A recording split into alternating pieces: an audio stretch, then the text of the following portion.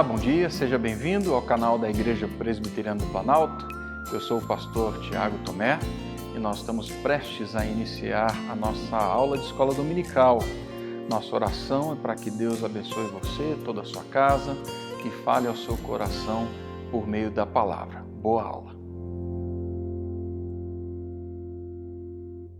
Olá, vamos continuar com as nossas aulas da escola dominical. E neste domingo eu queria fazer uma meditação com vocês a partir do texto de Deuteronômio, capítulo 1, dos versos 19 a 33. Então vamos começar com a leitura bíblica, que ela nos contextualiza do que vamos meditar. Deuteronômio 1, de 19 a 33, diz assim a palavra de Deus. Então partimos de Horebe e caminhamos por todo aquele grande e terrível deserto que vistes, pelo caminho da região montanhosa dos amorreus, como o Senhor nosso Deus nos ordenara, e chegamos a Cádiz Barneia. Então eu vos disse, tendes chegado à região montanhosa dos amorreus, que o Senhor nosso Deus nos dá. Eis que o Senhor teu Deus te colocou esta terra diante de ti, sobe, possui-a, como te falou o Senhor, Deus de teus pais. Não temas e não te assustes.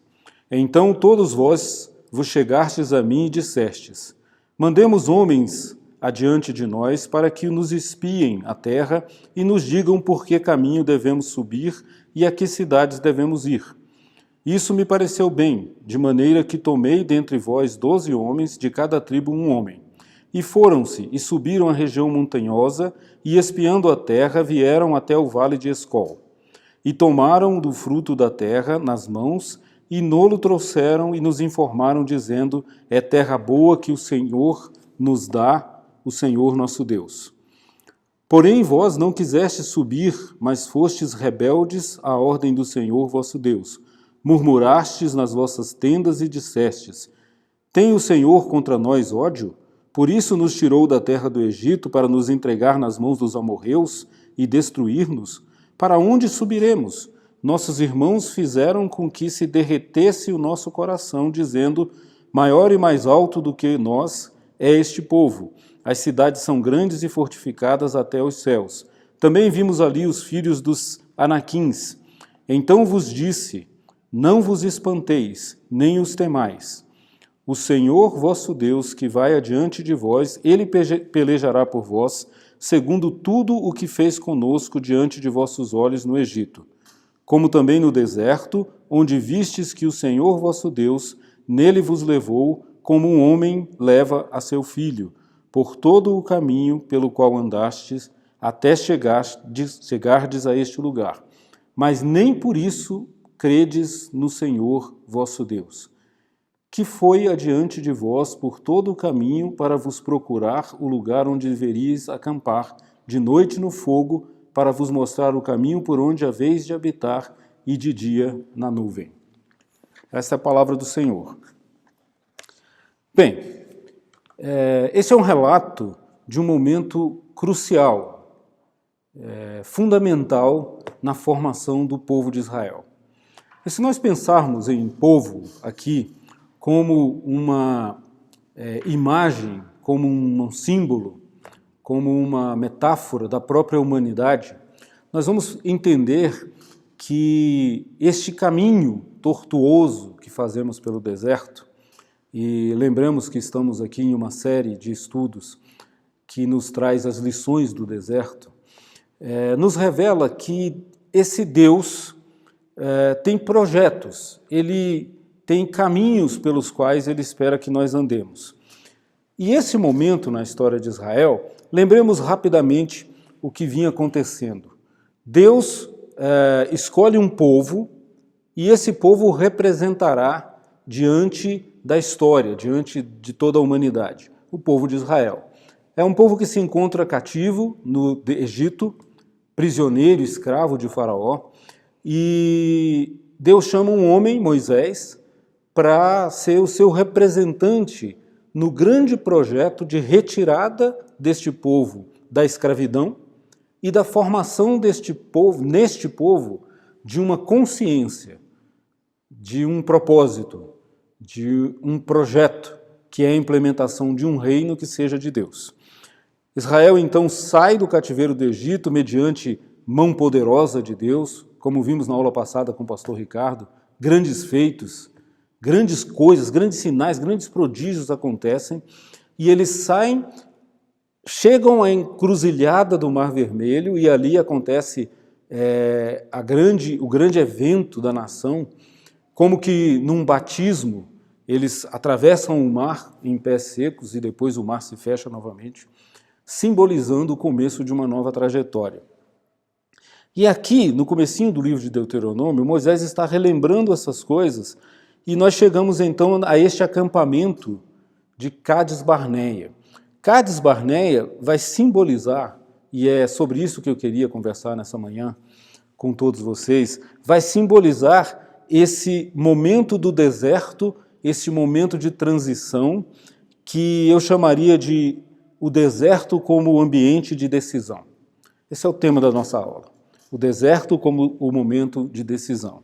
E esse momento de decisão se dá exatamente nesse acampamento de Cades Barneia, nesse local onde eles chegam e precisam tomar uma decisão. Diante deles está a possibilidade da redenção, a terra prometida. É muito interessante perceber, lendo sobre isso, que esse acampamento de Cades Barneia, na verdade, é bem próximo da terra de Canaã. Se vocês viram pelo relato do texto bíblico que nós lemos, e no capítulo 14 de Números, essa história é mais detalhada, mas os espias, aqueles 12 homens escolhidos para espionar a terra, para checar como ela estaria, né? Lembre-se que o povo inteiro vem do deserto e eles não sabem o que tem pela frente. Então eles mandam 12 espias para que averiguem se aquela é realmente a terra e se ela é como Deus prometeu, né? Terra boa, onde mana leite e mel. Esses espias, então, eles vão para esse local e esse local se torna esse momento de transição. Mas é bem interessante perceber que é próximo. Pelo que você pode ler no relato, os espias levaram 40 dias para fazer todo o percurso de ir até a terra, espionar a terra e retornar com as notícias. Então, podemos imaginar que, mais ou menos, no máximo, uns 20, 30 dias, todo o povo chegaria de Cades Barneia até a terra prometida, Canaã. Mas nós sabemos, pela história, que levou 40 anos essa peregrinação no deserto. A ideia é a gente pensar por quê? O que atrasa a nossa caminhada? Não é?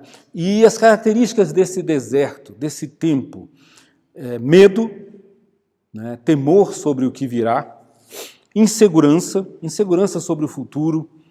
Não podemos, nós seres humanos, não contemplamos o amanhã. Nós não temos como ver, antecipar o amanhã. E isso gera em nós essa insegurança quanto ao que virá.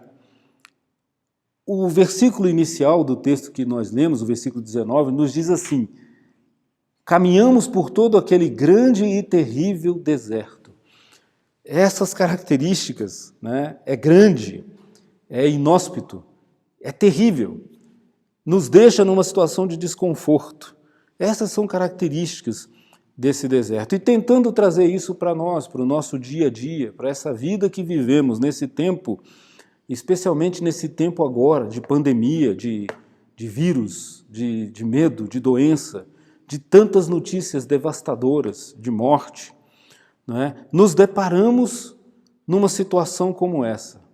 Eu estava pensando, e nesses já temos 60, 70 dias de confinamento, né? Nós tivemos, pelo menos eu experimentei isso, eu acho que isso é comum, cada um de nós experimentar, momentos de oscilação, momentos em que a nossa fé estava muito forte, temos uma confiança muito grande de que Deus está conosco e vai resolver, e momentos de medo, de insegurança, de incerteza. Quanto mais ouvimos as notícias e as incertezas que elas nos trazem, isso gera em nós essa completa incapacidade de prever os acontecimentos, o que vem pela frente. E eu queria usar como metáfora isso. Nós nos deparamos agora, depois desse tempo, em que tivemos todos esses sentimentos e a oscilação dessas percepções. Nós nos deparamos agora com o momento em que percebemos que em algum momento dessa caminhada, em algum momento dessa trajetória, a vida voltará ao seu curso. Mas é importante perceber que o normal será diferente. Dificilmente nós conseguiremos voltar para como vivíamos antes. E isso não é de todo ruim, porque há problemas na forma como vínhamos vivendo. A questão é, então, como, diante de Deus, diante da nossa capacidade de nos relacionarmos com Deus como Criador, como iremos nos portar daqui para frente? Para isso, como seguir para Canaã? Qual a escolha que faremos? Há caminhos que se descortinam à nossa frente. E esses caminhos demandarão de nós decisões, posições. Então, o deserto nos leva necessariamente a tomar decisões. O que nós vemos na nossa narrativa é que o povo equivocadamente escolhe errado. E isso traz como consequência que um caminho de 40 dias se torne um caminho de 40 anos. Há um atraso, há um delay, há um acréscimo na dificuldade da jornada quando escolhemos errado. Vejam, tentando aplicar novamente isso ao nosso contexto. Vínhamos em um mundo que caminhava acelerado, agitado, perdido, com uma série de divindades, de ídolos que nos consumiam. Ídolos que nos diziam que é mais importante o dinheiro, o poder, a fama, a capacidade de se impor sobre os outros. Ídolos que nos empurravam para uma vida louca, né, e que nos escravizavam nesse tipo de vida, onde, de repente, o ser humano era menos importante do que as conquistas. Os filhos, a família, a casa era menos importante do que produzir, ter bens. E, de repente, nós somos surpreendidos por uma circunstância que está completamente fora da nossa possibilidade de controle, que nos empurra para dentro de casa, que nos faz voltar à família, que nos faz voltar ao coração e que nos faz repensar que valores e que deuses dominam e comandam a nossa história. Nesse tempo, nesses 60, 70 dias de recolhimento, todos nós podemos refletir sobre essas coisas e, imagino, podemos perceber como alguns dos nossos procedimentos, como o nosso proceder caminhava de maneira vã, correr atrás do vento, como diz o livro de Eclesiastes, por vaidade, para contemplar nós mesmos. E agora, hoje, quando o mundo, em alguns lugares onde a pandemia já passou da sua fase mais aguda, nós vemos aqui e ali, como por exemplo na Itália, a notícia do retorno às coisas. Mas a grande notícia que chega até nós é que não é como antes e nunca mais será.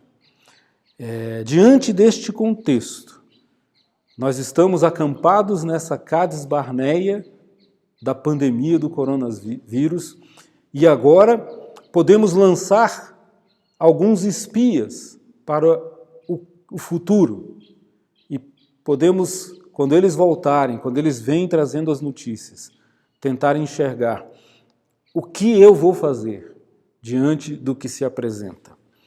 Eu queria, então, compartilhar com vocês 4 coisas, 4 percepções do que o deserto faz em tempos como esse, nos nossos corações, se somos povo de Deus, tirados do Egito pela sua mão. Temos diante de nós caminhos diferentes, escolhas diferentes. Então, o primeiro ponto, a primeira lição, o deserto como local de purgação dos ídolos. que eu queria dizer é que nesse tempo que nos resta, aqui enquanto estamos acampados, enquanto esperamos as notícias dos espias que vão nos trazer da terra prometida, ou seja, nesse tempo de pandemia, enquanto ainda não sabemos a solução, mas cremos que Deus trará uma vacina, uma cura, uma possibilidade. Estamos orando por isso, cremos nisso, mas nesse tempo de espera, é um tempo em que o deserto se transforma no local de purgação dos nossos ídolos. Como eu disse, de repente nós percebemos e entendemos que Mamon não pode tudo. Muita gente, com contas bancárias recheadas, tiveram que se submeter ao mesmo confinamento que aqueles que têm poucos recursos. Por quê? Porque os deuses, os ídolos, estes que nos aprisionam, apenas dizem que têm poder, mas não têm. Na hora em que a nossa vida está em jogo, o único que tem poder de vida e de morte, o único que é Senhor e autor da vida, é o Deus verdadeiro. Nenhum ídolo é capaz de nos dar sentido. Mamon, de repente, se torna impotente diante da realidade desse vírus. O que temos visto é isso. Muitos pobres morrem, muitos pobres são acometidos porque eles têm poucos recursos, são mais vulnerados. Mas o vírus não tem feito acepção de pessoas. Muitos poderosos já caíram. Então percebemos que os ídolos que aprendemos na nossa escravidão, naquele Egito que nos escravizava na correria do mundo, na verdade perdem um sentido. De repente a força de Faraó, o poder pelo qual nos degladiamos e tanto lutamos na vida para sermos poderosos, para termos poder sobre os outros, revela-se inócuo diante da mão poderosa de Deus e diante dos obstáculos que esse mundo e que essa vida traz. Muitas vezes o poder humano nada pode fazer. Esse tempo, esses 40 anos de peregrinação do deserto, então, foi o processo que Deus escolheu, diante da escolha equivocada do povo, de não confiar nele, para purgar do coração do povo os deuses, os ídolos que o enganavam. É um processo paradoxal, porque ele, ao mesmo tempo, é doloroso, ele nos fará continuar com sede, com fome, numa trajetória de frio, de medo e de insegurança, mas ele também é revelador da nossa mesquinharia, do nosso medo, da nossa desconfiança, da nossa falta de fé. Um povo que murmura o tempo inteiro. E nesse processo entre murmurar e desconfiar de Deus e ver os prodígios e os grandes feitos que Deus faz durante o deserto, afinal, o próprio Moisés, no livro de Deuteronômio, vai nos revelar que as sandálias não se desgastavam, as roupas não se consumiam, os pés não ficavam doentes. Durante aqueles 40 anos, não faltou comida, não faltou bebida para aquele povo, pela boa mão de Deus. Então, esse processo de desconstrução dos ídolos, do nosso apego aos ídolos, é um processo, ao mesmo tempo, doloroso, mas revelador, de crescimento, de aprendizado. A idolatria nasce da desconfiança. Sempre foi assim desde o começo. A desconfiança é o que o texto nos diz quando o povo chega até Moisés e diz assim: porventura tem o Senhor ódio por nós? Ora, para nós hoje, lendo esse texto, parece até absurda a informação, quando sabemos que há pouco Deus os havia retirado da mão poderosa de um tirano déspota que os escravizava e os trazia para a liberdade. Mas a idolatria nasce dessa desconfiança da bondade de Deus. No primeiro obstáculo, na primeira dificuldade, eles desconfiam da bondade de Deus e dizem: se Deus não é bom, é melhor então que eu possa controlar esse Deus. É melhor voltar aos ídolos, porque os ídolos nada mais são do que deuses que nós podemos controlar. O Deus verdadeiro é incontrolável. O Deus verdadeiro revela-se a nós em meio a mistério. O ídolo promete o básico. O texto bíblico nos revela que eles questionavam Moisés dizendo que tinham saudades das cebolas do Egito, ou seja, era melhor ser escravo de um rei que nos aprisionava e que nos explorava, mas que nos dava o básico, o mínimo para sobreviver. Essa é a contradição, esse é o paradoxo. É por isso que nós voltamos aos nossos ídolos. É pela ilusão de que eles fazem aquilo que queremos. Mas, no fundo, como aconteceu na tentação de Cristo no deserto, o que ele quer é que, prostrado, os adoremos. Enquanto o Deus de Israel nos diz, fique de pé, faça a sua escolha, tome a sua direção. O brilho do ídolo é um brilho enganoso. Ele chama a nossa atenção, mas ele não é capaz de nos dar plenitude. Portanto, a primeira lição do deserto é que ele sirva para nós, para que nós não nos deixemos enganar de novo, para que depois dessa experiência nós nos apeguemos àquilo que importa, àquilo que é importante, mantenhamos os nossos relacionamentos, seja com Deus, seja com o próximo, num nível muito mais profundo, muito mais pessoal do que tínhamos antes dela. Porque o deserto pode servir, apesar da sua dificuldade e da sua dor, para nos expurgar os ídolos que carregamos em nossos corações. Segunda lição, o deserto é ambiente de construção da nossa identidade. O deserto é ambiente de construção da nossa identidade. É no deserto que encontramos o Sinai. Ao invés de irem direto para a terra prometida de Canaã, por uma escolha que fizeram em desconfiar de Deus, a lógica do povo era a seguinte, aquela terra tem coisas boas mesmo, tem bons frutos, emana leite e mel, mas tem gigantes, tem povos poderosos, mais poderosos do que nós, e nós temos medo deles. E nós não acreditamos que o Senhor vai nos salvar, embora Josué, um dos espias, insistisse em dizer que sim. Então, esse povo volta e Deus utiliza esse recuo. E naqueles 40 anos, ele vai construir a identidade. É no deserto que encontramos o Sinai. É no deserto que recebemos as tábuas da lei. É no deserto que aprendemos como é ser povo. Como é ser povo de Deus. É no deserto que aprendemos como Deus constrói em nós uma identidade que será diferente da de todos os outros povos. Esse é um tempo para isso, gente. Esse é um tempo para nós voltarmos a mente e o coração para tudo aquilo que Deus já nos ensinou pela sua palavra, pelos seus mandamentos, pelo seu amor e pela sua graça. É onde aprendemos, a duras penas, sim, duras penas, como as que temos experimentado hoje. Mas aprendemos a distinguir prioridades. Aprendemos a distinguir o que realmente precisamos. Vivíamos atrás de uma série de coisas e de repente percebemos que elas não são e não dão sentido à nossa existência.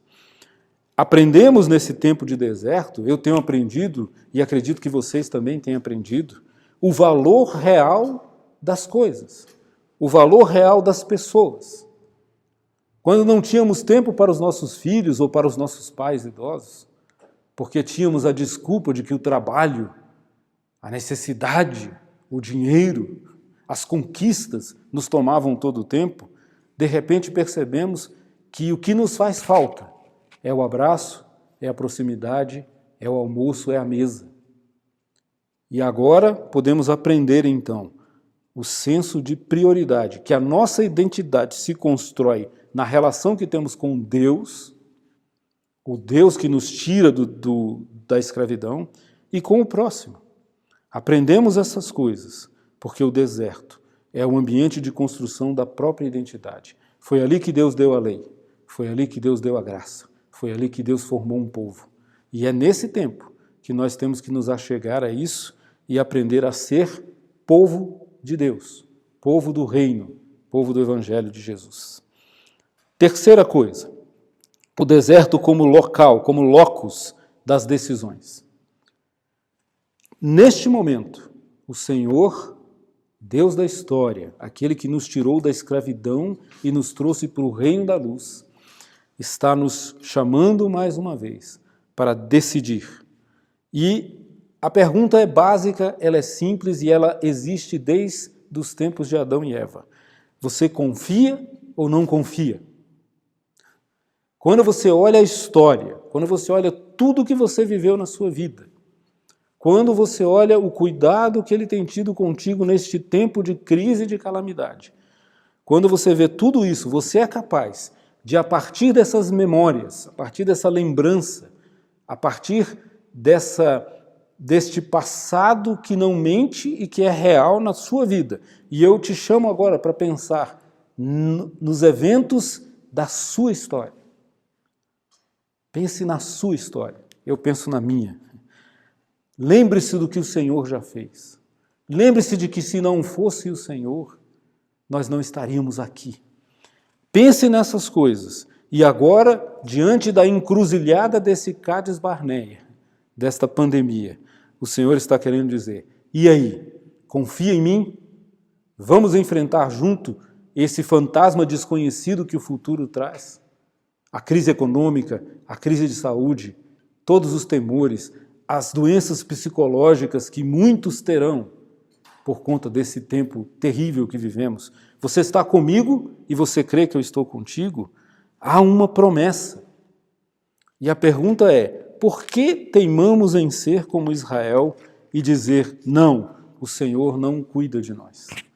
Por que não olhamos para a percepção de Josué e dizemos, Ele estará conosco? Nos versículos 29 e 30 que nós lemos, diz assim, então eu vos disse, não vos espanteis nem temais. Isso é Moisés dizendo para o povo, né? O Senhor vosso Deus que vai adiante de vós, Ele pelejará por vós, segundo tudo o que fez conosco diante de vossos olhos no Egito. Então, Moisés aponta para a esperança do futuro a partir da realidade do passado. Do mesmo jeitinho que Ele fez com você a vida inteira, como Ele já te tirou desse Egito, como Ele já te livrou, como Ele nos livrou das mãos de Faraó, do déspota, do tirano que nos aprisionava. Ele também vencerá o que vier pela frente.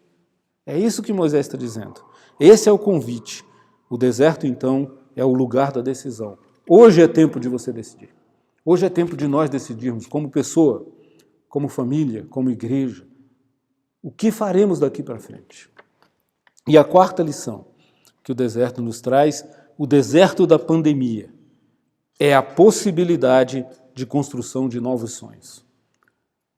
O deserto como possibilidade de construção de novos sonhos. Essa história, se a gente parar para pensar com calma, ela é belíssima. Ela é belíssima, porque toda crise também é tempo de oportunidade. É nas crises que nós construímos coisas novas, que nós criamos um novo. Isso está acontecendo. Está acontecendo hoje. Quantas iniciativas, quanta gente boa fazendo coisas boas. Quantas ideias, quantos enganos estão sendo jogados na lata do lixo. Se a gente olhar, a crise é também oportunidade de crescimento. E aqui em Cádiz Barneia, eles se viram diante da possibilidade de construção de novos sonhos. No versículo 28, diz assim, para onde subiremos? Nossos irmãos fizeram com que se derretesse o nosso coração, dizendo, maior e mais alto do que nós é este povo, e nós não vamos para lá. Então Moisés disse, não, não é assim. A construção desses sonhos, eu queria que a gente fosse agora para o livro de Números, capítulo 14. É a mesma história, mas contada de maneira mais detalhada. Só para mostrar para vocês a posição de Josué e Calebe diante dessa questão. Então, contada a mesma história, os espias voltam e no versículo nos versículos 7 e 9 do capítulo 14 de Números, diz assim, e Josué, versículo 6, e Josué, filho de Num, e Calebe, filho de Jefoné, dentre os que espiaram a terra, rasgaram as suas vestes e falaram a toda a congregação dos filhos de Israel, dizendo: a terra pelo meio da qual passamos a espiar é terra muitíssimo boa. Se o Senhor se agradar de nós, nos fará entrar nessa terra e nola dará, terra que mana leite e mel. Olha a percepção, gente. É diferente. Tudo muda quando muda a nossa forma de olhar. Tudo muda quando a nossa forma de olhar muda. Estamos diante de uma situação séria. Ninguém tem dúvida disso. Ou pouquíssimas pessoas têm dúvida disso. Estamos diante de uma situação séria, de um perigo real. Os gigantes que se apresentam no futuro são realmente enormes. Somos um povo fraco com a nossa própria força. Mas se nós mudarmos o olhar e dissermos, como Josué disse, se o Senhor se agradar de nós, nós teremos a vitória. Essa é a capacidade de enxergar a mão de Deus para além dos obstáculos. Então, os sonhos são construídos a partir da nossa capacidade de enxergar a mão de Deus para além dos obstáculos. Josué e Caleb rasgam as vestes porque eles não se conformam com a dúvida e com a desconfiança do povo. Eles dizem não, não. A murmuração, a reclamação, esse pensamento estranho que vem até nós, que diz, será que Deus é mesmo bom? E se Ele fosse bom, não deixaria isso acontecer? São gigantes que precisam ser vencidos pela capacidade de ver a mão de Deus na história, no presente e no porvir. O Senhor é conosco, disse Josué. Então, a primeira coisa desse item, o deserto como capacidade de construção de sonhos nasce de uma capacidade de enxergar a mão de Deus em todas as coisas, para além das circunstâncias. E, em segundo lugar, a capacidade que nós construímos em nossos corações de antecipar o bem. É o que eu chamo do princípio da antecipação do bem. No versículo 25, lá do capítulo 1 de Deuteronômio, voltando para o nosso texto inicial, diz o seguinte, que os espias voltaram à terra e tomaram do fruto da terra nas mãos e não nos trouxeram e nos informaram, a terra é boa que nos dá o Senhor, nosso Deus. É terra boa que nos dá o Senhor, nosso Deus. Esse princípio é o princípio da possibilidade da construção e da antecipação do bem. Metaforicamente, nós temos o seguinte, enquanto ainda estamos no deserto e na desolação, na dúvida de Cades Barneia, ainda estamos no meio dessa pandemia, ainda estamos no meio do processo, mas é possível ir até a nossa esperança, que é o Senhor, e de lá trazer para os que aqui sofrem no deserto as uvas, o mel e o leite da boa terra que Deus nos dá. O acampamento é no deserto, mas nós somos capazes, a partir da esperança, da imaginação, da certeza e da convicção de que Deus é bom, de nos apoderarmos dessas bênçãos e trazê-las para o povo que sofre. Construa no seu coração a esperança e traga para aqueles que sofrem essa esperança. Por meio da nossa fé, nós somos como esses espias, que creem na promessa, e por meio das nossas mãos, nós as trazemos e concretizamos para aqueles que não podem, que não têm esperança. Faça assim, e o deserto se transformará num ambiente de antecipação do bem. Toda crise é oportunidade para crescermos na nossa fé e para implantarmos o reino de Deus. Então, concluindo a nossa aula, eu queria deixar os 4 conselhos que nascem dessas 4 percepções do deserto. Primeira coisa, nesses tempos de isolamento, aproveite a oportunidade que Deus está te dando, de tirar dessa pedra, dessa rocha, água da vida. Primeiro conselho, enfrente os seus demônios, enfrente os seus ídolos, desmascare os ídolos da sua vida, faça uma investigação profunda no seu coração, Seja honesto consigo mesmo, diante de Deus, e desmascare esses ídolos. Se arrependa deles. Livre-se deles, deixe-os para trás. Como Jesus fez nos seus 40 dias de deserto, dizendo para aquele que o tentava: não, não, não. A palavra me sustenta. A minha relação com Deus me sustenta. Primeira lição, enfrente os seus demônios. Esse é um tempo oportuno para isso. Segunda lição, lembre-se de quem você é. Lembre-se da sua identidade que é formada nesse deserto. Lembre-se que você é filho do Deus que te tirou do Egito. Se és o filho de Deus, era a pergunta que Jesus recebia constantemente. E você tem que responder dizendo: sou, eu sei de onde vim, eu sei para onde vou, eu não sou mais escravo de Faraó. Eu não sou mais escravo das cebolas de Faraó. Eu sei quem eu sou, eu sei quem me conduz, eu sei quem me tirou da escravidão. Então a segunda coisa, lembre-se de quem você é. A terceira coisa, na sua decisão, decida confiar. Seja como Caleb, seja como Josué, não seja como os outros 10 espias que só viam morte, só viam destruição, só viam obstáculos e o povo o seguiu. Seja como Caleb, seja aquele que é o primeiro a olhar para o Senhor e não para as circunstâncias. Nesse tempo, meus irmãos, é fundamental que nós coloquemos nossos olhos no Senhor e não nas circunstâncias. Então, decida confiar. E por fim, quarta lição, seja um agente da antecipação do bem. Que a tua boca proclame o Evangelho e que as tuas mãos construam o reino. Essas são as lições que nós temos que tirar. E assim, passaremos pelo deserto de maneira produtiva, de maneira criativa e de maneira redentora. E seremos meio pelo qual Deus usará para resgatar todas as famílias da terra, como é a sua promessa.